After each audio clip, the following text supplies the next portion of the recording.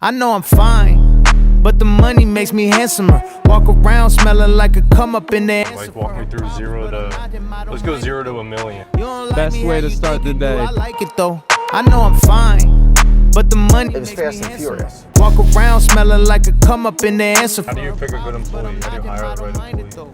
You don't like me how you think you do. I like it though. That really helped me stay focused, get hydrated, just be mentally clear. Baby, I just rather spend yours first. I know for sure. So what I've done is I've leveraged Shhat GPT. I got the best on earth. Should I dig better? Non-woven white. Put some water on it. I'll wet it. We're losing viewer retention right now. Watch. What the heck just happened? It's impregnated. With And soap? they say they can impregnate it with whatever you want. Oh, this is 100% the beginning of the vlog. All right, what we're doing right now is looking at a variety of materials from different countries because we've been getting them from China, but with the new tariffs that are in place, the price has skyrocketed 150%, let's say. So there's a variety of different materials here that we currently buy, but now we're getting samples from different countries. So that's basically what we're looking at. So you were just showing me our current MW70. This is our current. This is the new. This looks crappy to me. I'm just nervous because this is our best line. Yeah, it is splotchy. I don't think it's terrible though, but I did talk to him about it, so we'll work on improving it. How's the feel? I think feels pretty good. Seems the same, yeah. Okay. And Just so many consumers are like, first glance is what they'll see. yeah.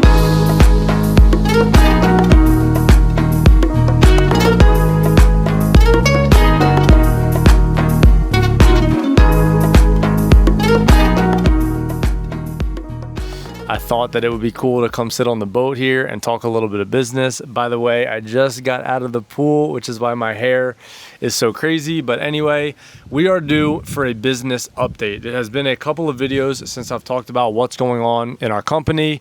One of my fastest growing videos was doing $700,000 of sales in a day. If you haven't seen that, it'll be either here or right here.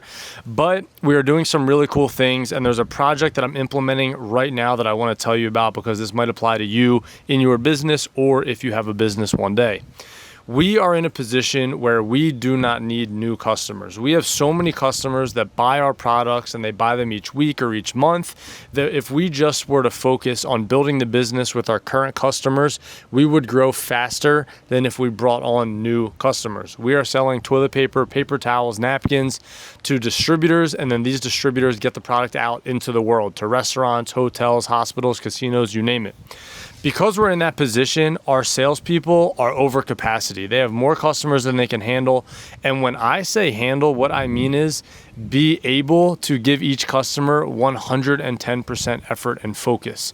You should know everything about your customer personally, business-wise, what their goals are as a company, all of these details. And if you can't do that, then you don't have capacity. So anyway, our sales team, they're over capacity. We've got more customers than they're able to do that with. So what I've done is I've leveraged Shhat GPT.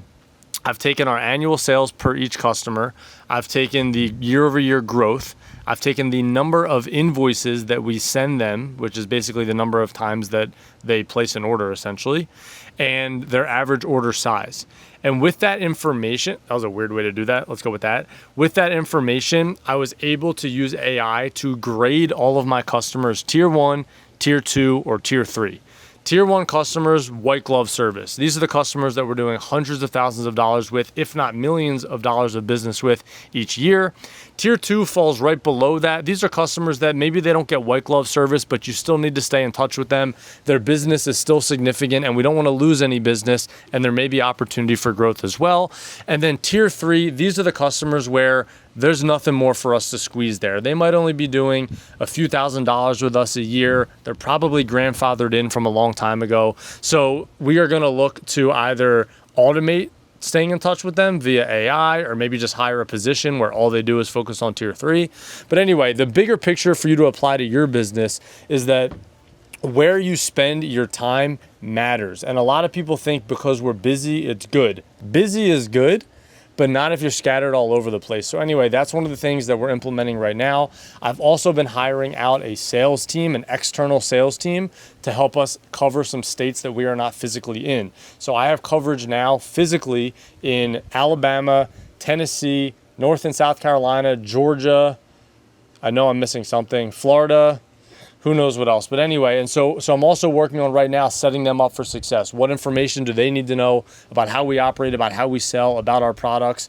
So anyway, these are some of the things going on right now. Last month was a record sales month for us. I want to say it was probably maybe the 6th highest revenue we've had in the history of the company. And this month, I am hoping that we pass that, so I will keep you posted. Anyway, that is a little business update. Let's get back to it. I am crazy tired right now because one of our dogs has been waking me up every night, but we must continue, we must push through. I want to tell you quickly about what my morning routine looks like. Some of these things, if you've been following me, you'll recognize, but I do have a couple new things in here that really help me stay focused, get hydrated, just be mentally clear, and that's super important to me. So the first thing is electrolytes every day. There's no sponsorship here. This is just the brand that I get, Element. I like the citrus one, so I do that with a big ass glass of water. I also take L-theanine. So this is really great if you drink coffee. This helps you avoid a crash later in the day. It also provides a bit of relaxation, clarity, focus. So this is really nice. I also do coffee. I'm doing something like this, the Starbucks French roast, or I'll go half caffeine if I want to do less caffeine. Honestly, right now I have an internal struggle because less caffeine helps me think better, but this feels really good to have more caffeine. So I'm trying to work my way towards this, and then ultimately no caffeine would be nice. And then these days I am mixing in a big mushroom blend into my coffee, all of the typical adaptogens, stress relief, focus, clarity, all that good stuff. This brand I picked up at Whole Foods, and I've got a bunch of supplements I take. I'm going to show you that later today. But yeah, that's my routine to basically get myself jump started in the morning, be as focused and clear as I can. Today we've got a very busy day. We've got a handful of team meetings, and I've got a bunch of emails I need to work through, but I want to talk to you about some of the other things that I'm doing in our company to scale and systemize our business at the same time. So let's get to it. I start every day out here. There's a couple things that I do. The first thing is I delay caffeine intake for at least an hour. I let my brain wake up on its own without giving it caffeine. I also avoid my phone for at least an hour as well. I don't want any of the stimulation of notifications or anything like that coming into my brain in the morning. If you're somebody that feels pressure, stress, anxiety, any of these things, or just lack of clarity, having trouble focusing, try to do this. Try to delay phone usage and caffeine usage. Really makes a big difference. Right now in our company, we're super focused on scaling. It's the theme of these videos. We're growing. We have a sales target of new business that equals $1.5 million per month. So additional revenue, $1.5 million per month of new sales, that's our target. And so every day I'm coming up with ways to do that, or we're already implementing an idea and we're just working through it. So right now I'm working on giving my sales team basically an FAQ, a sheet of information of all of the areas that they feel weakest in, so that I can get them as strong as possible, as quick as possible. So that was one thing that I had noticed we really needed to work on. We're also working on implementing a few different software systems to help them move quicker. So the way that we do our quoting, it gets sent out in HubSpot, but to actually figure out the numbers, we're switching over to a system called 3C, which should be really helpful for us. It should allow my sales team to be able to move quicker. We also just got them a new freight platform. So every time that we get a freight rate to ship a truckload of product from Pennsylvania to California, let's say, we have a new platform for them, which is much more streamlined than the previous one and should help them move quicker. So all of these things fall into the theme of just helping the team move and achieve more in the shorter period of time. That's the goal. So I'm gonna get into some emails right now and we'll see where the day takes us.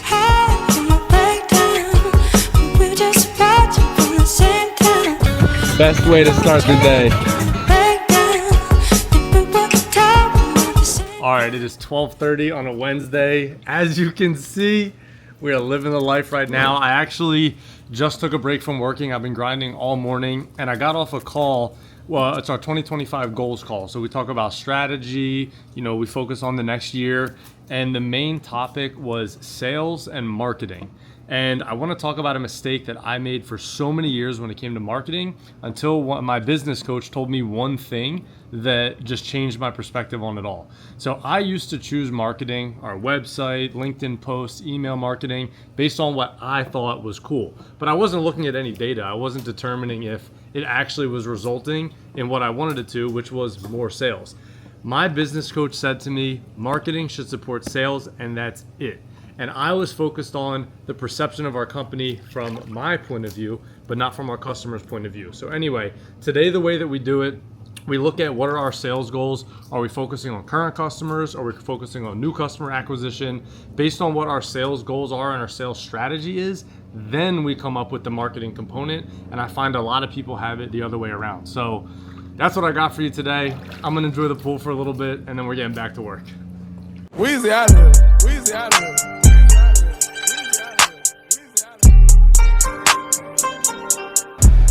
Yo. Hello. Yeah. I spoke with my dad. We're gonna run a sample trial Tuesday of the sports towel, and he will physically be there, so he can help oversee it. Okay, awesome. And make sure it goes well. It sounds like it was wrinkling, but he knows how to avoid that, so I don't think it's gonna be a problem at all. Beautiful, man. Yep. Beautiful. So it should be good, but set a this reminder takes off, for yourself to check in on Tuesday. Yeah, definitely. Well, Maddie and I have been corresponding about it, so. Okay.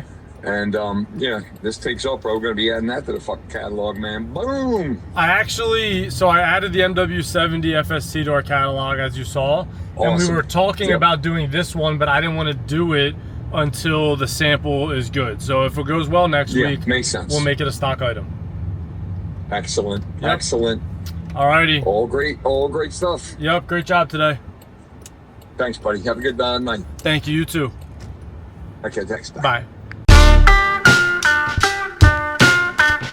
Drug dealer Benzes with gold diggers in them, and elevator condos on everything I love. A lot of what I've talked about on the internet is what we're doing now to scale and systemize and be able to remove ourselves from the company and all that. Right. I don't think I've ever asked what the very beginning was like. So I'm not talking about like grandpa, but when you guys started over in 2000, 2001, like walk me through let's go 0 to $1 million. Do you like remember what that was like? I do. So it was 2000, or actually 1999. When we sold first time around, company that bought it ran it into the ground, so we were able to get it back. You bought it back? No, they owed us some money that they couldn't pay. So we said, wipe out our non-competes and we'll take back anything you didn't want. There was some inventory they said was bad, some old equipment, not a lot, pretty old, kind of crappy. But we said, we'll take whatever you don't want and we're gonna go back in business. You don't have to pay us the money. So we started from zero. The building was actually sold, had just been sold, but had not been closed on. And,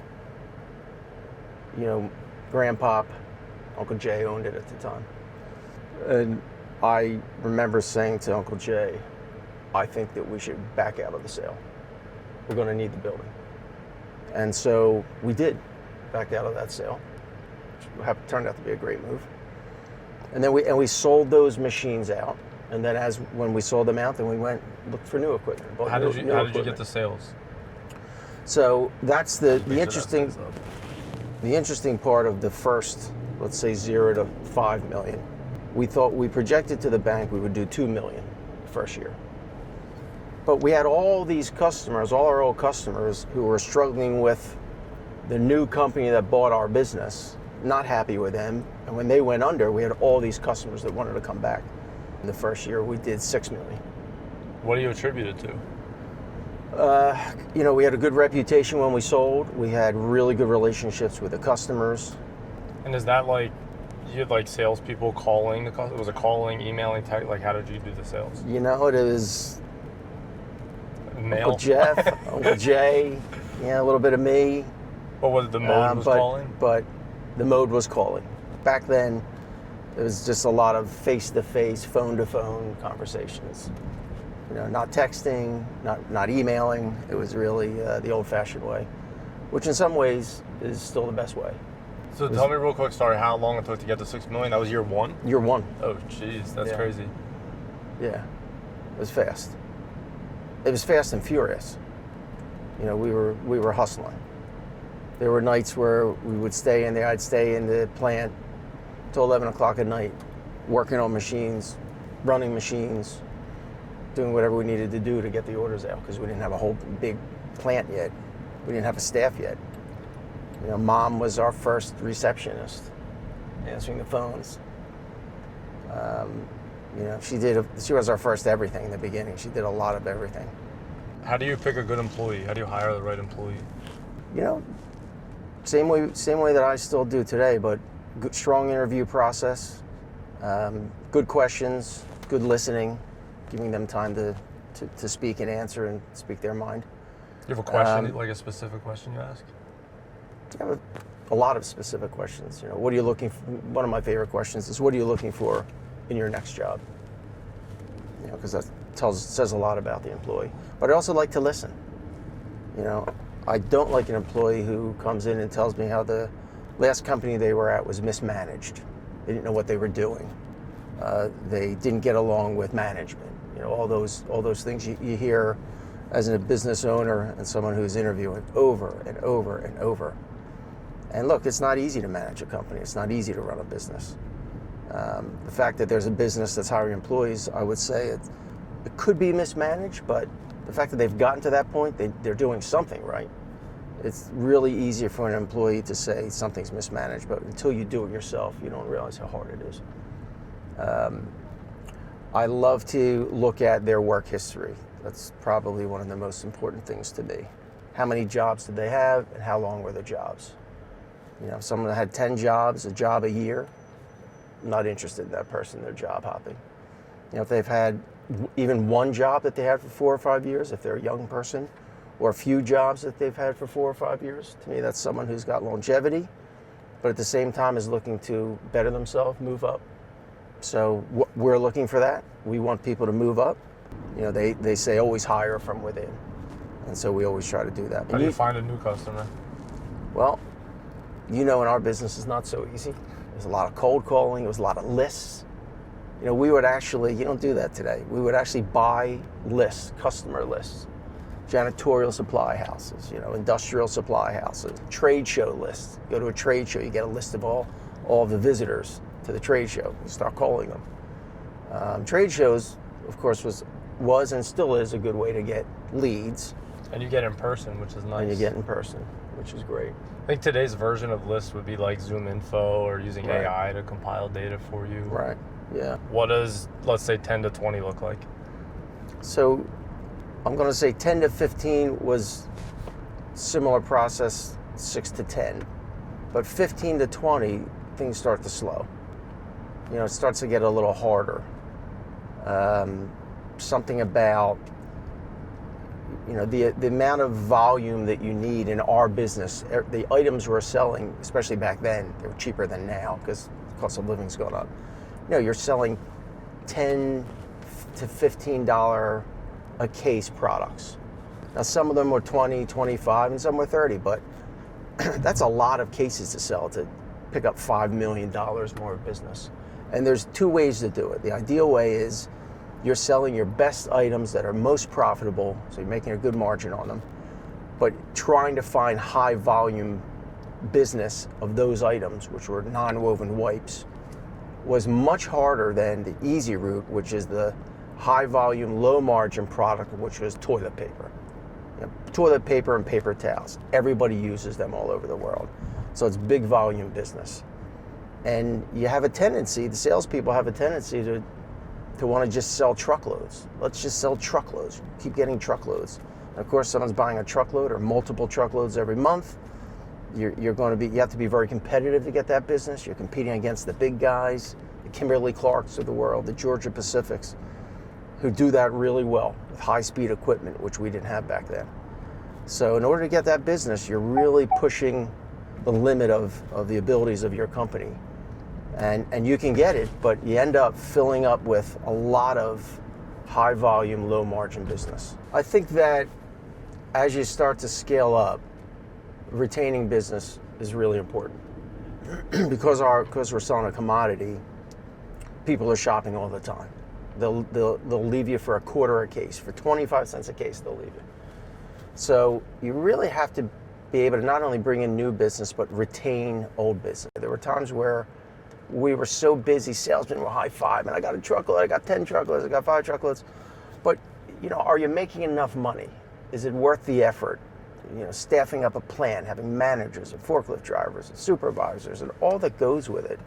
It's a 24/7 business. Do you want to do all of that to make a low margin? And so you can get lost in that. And there were times that we'd look up and we'd say, wait a minute, we're to put it bluntly, working our asses off. Working our employees really hard. The machines are running constantly. And at the end of the day, at the end of the month, are we making enough money for all that effort? What are things that people can do? Like a lot of people are doing like business coaching, or they're selling like a clothing brand online. What can people do to hold on to their customers and get them to come back for more? Yeah, so I think that, first of all, don't go after the high volume, low margin business, because those customers are constantly looking for price. They don't care about. So don't do what we do. Don't do what we do. Rule number one. They're looking for the cheapest price they can, and they'll leave you in a heartbeat.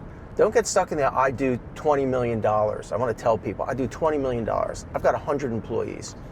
You read this all the time now. Who cares how much you do, and who cares how many employees you have? How much do you make? I'd rather do $10 million and make a lot of money than $20 million, work my ass off, and make a little bit of money. When you came into the business 9 years ago, I think at this point, right? 9 years? 9, 10 years. 9, 10. I've been saying a decade, but I kind of lose track. Yeah. You were way more focused on how much profit you were making per case and how much commission you were making, really, than the volume of sales. So like you would say, hey, I just sold 2 pallets and made the same commission as so-and-so who just sold a truckload. Truckload's a lot harder to sell. Yeah, so I'm selling pallets, and that's what you started doing, and you really started pushing that. And then as you moved up and got into the management side and really started to oversee sales and then became the president, the processes and systems, the thought process that you gave to our salespeople, which was, we're not shopping for volume. We'd like to have the whales, but we'd also like to, have the small amount of business where we can be profitable, where you can get a higher commission. You started raising their commissions at different levels for the same case. Sell it at this price, you're going to make 2%, but you sell it at this price, you'll make 3 or 4 or 5. That really changed the way this business ran. Revenue doesn't buy Lambos, profit does. That's right. That's right. One of the best pieces of advice I got from Coach Joe is incentivize for the behavior that you want. If you want them to sell higher margin, you need to have an incentive that drives their behavior that way. Mm-hmm. Good advice from Coach Joe. He's the man. We had a call recorded. It's our customer that buys that hard-wound roll towel that we've been working on. And we referenced a recorded call, which wound up probably saving us like somewhere between $25,000 and $50,000 because we had certain things recorded that they said. So, and that's a $100 a month service. That's a good point. That's crazy. Sometimes you have a conversation with a customer, often, and then a week later they say, "I don't remember that.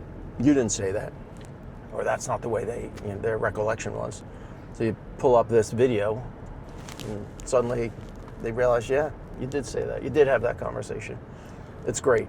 What do you think the hardest part about scaling? By the way, so I'm gonna stop going through the revenue, but 20 million and all the way up. Obviously, we do a decent amount more than that, but 20 million and up. What's life like?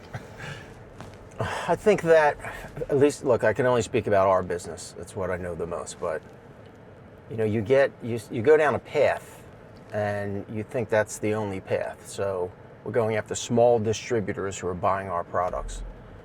And so you just continue, small distributors, and everybody, all your competitors know the same distributors. It's a small world that we're in. And at some point you realize, I got to get out of that rat race. I need to turn off this road and go in a different direction. And you were a big part of that too. You know, I always wanted to see us go, and I wasn't in the sales side, even though I do sell, but as a CEO, I wasn't a salesperson. I always wanted to go after some of the big, like Grangers of the world, the big, you know, just the biggest customers. Biggest customers, and not the biggest distributors necessarily. Go right to a Granger, retail, you know, distributor. And it's not easy to do. Sales would always say, that's really hard, it's really hard. Of course it's hard. If it wasn't hard, everybody would be in there selling them. But I think at some point you have to say, I need to change my customer base. I'm happy with what I have, but I need to stop chasing these small distributors who are going to order 2 and 5 and 6 and 7, even a truckload every couple months. That's great. We need 2 or 3 truckloads every month, 5 truckloads every month from one customer. That's how you really scale. You know, it takes the same amount of time to put a truckload together as it does to put 5 pallets of mixed items together. Probably easier to put a truckload of one item together, run it, you can run it in a day and ship it out the door, versus 5 pallets that you have forklift drivers and, you know, ground freight, your stock guys who handle all the ground freight, running around in stock, grabbing boxes, labeling them all, palletizing them, keeping track of it. That's probably harder than just sending out a truckload. So once we started looking for bigger business, profitable business, not high volume, low margin, but we started picking and choosing the business we wanted. And you were a big part of that. If someone's listening right now and they're starting out just in business and they want to, you know, scale to $1 million, they need sales. Do you have any advice for them? Yeah, well, obviously, when you're starting out, you'll take on any business, and you need to.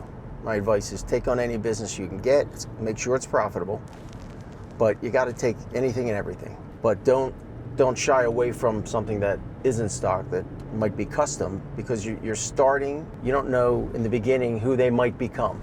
You might say, well, this is a stock item, it's great, but so-and-so called, they want something custom, it's not what I do.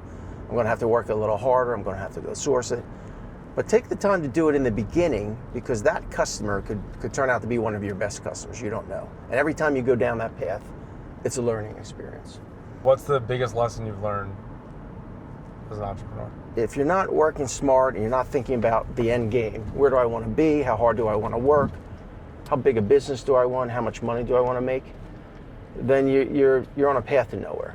So I would say when I realized that the amount of employees I had and the top line revenue didn't mean anything. When I realized that, then we really started to change the business in a big way. And we're very focused on that today, as you know. What's the best thing that's happened through your whole entrepreneurial journey? It could be like something you bought or anything, but just that's something that's come from being a business owner. Well, look, obviously, it was a little corny, but it is the truth. But you know, working with family is unbelievable. And as a father, to work with your children, it's been great to work with Mom. We've had a really good rapport in business. We're good in our personal lives together, and we're good in business together, and how we mix the two. But you know, when you came into the business, that was game-changing for the business, but also game-changing for me to work with my son and, you know, have these kind of conversations and, you know, feel like I've got someone right next to me who's got the same goals, the same motivation and ambition and work ethic. Now I felt like, wow, I really got somebody in my corner. This thing can go somewhere. And of course, when Sid came in, it was even better. You know, to have both of your children work with you in your business, get to see them every day. You know, you're in I'm in Philadelphia. You're in Brickell. I'm in Pennsylvania. You're in Brickell. Sid's in Colorado. But I get to see you guys every day on Teams calls and conversations and texts. And to know that you've got 2 people who you trust so much, you never have to worry about, are they working hard for me? Are they watching my back? And that is one of the best things that's ever happened to me in business. What do you have to say to all these people that said everything's handed to me and I don't work hard? Well, that would not be true. You know, this is a hard business. I think the hardest business in the world is a restaurant business. Very difficult, hard to run, you know, labor heavy, and you have one bad meal and employees, you know, your customers aren't going to come back. But this business is right there. You know, you've got production lines, tons of equipment, lots of employees of all different levels. You know, running 24/7. Every day there's machine breakdowns, there's material issues. You know, there's customers, like I said, who are so price conscious that they'll leave you for a quarter, no matter how hard you've worked for them, a quarter a case. So this is a hard business. The fact that we've gotten to where we are, and Jake started pushing a broom, and he was driving a forklift, sometimes not so well, sometimes well. And he's really worked his way up to this point. He has worked hard for it, and still is, because this doesn't stop. This is a never-ending grind to the top, but we are grinding our way there and very proud of it. So that's what I say to those people. My angle that I always say is that if, let's say this isn't even an option, you'd never let this happen, but let's say that I was allowed to just have things handed to me, then it's even more impressive that I choose to work hard when I don't have to. But the truth is I do have to, because I would never be able to have it handed to me. It's also not a glamorous business. There's nothing about it that's glamorous. So if you're willing to come into this company and work hard, you're a hard worker. You've got a work ethic. Yeah. You know, otherwise you wouldn't hang around here, that's for sure. But it's been great. It's been awesome. Okay, let's go buy a car. Let's go. I got pressure on my neck, not no beats. I gave cash in my bank. Gene called me to tell me that he just got another Rolex. He got a beautiful rose gold Yachtmaster. And as he was telling me that, I dropped my flip-flop in the water, and now it's under the dock. I'm gonna try to get this thing back. I got the pool skimmer. Oh, these are my Lululemon slides. I love these things. Where is it? There it is. Let's see what we can do. Aha! We got it.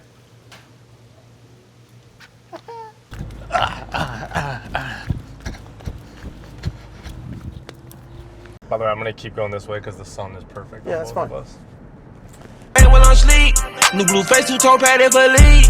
Been blitzing a shopping spree on me.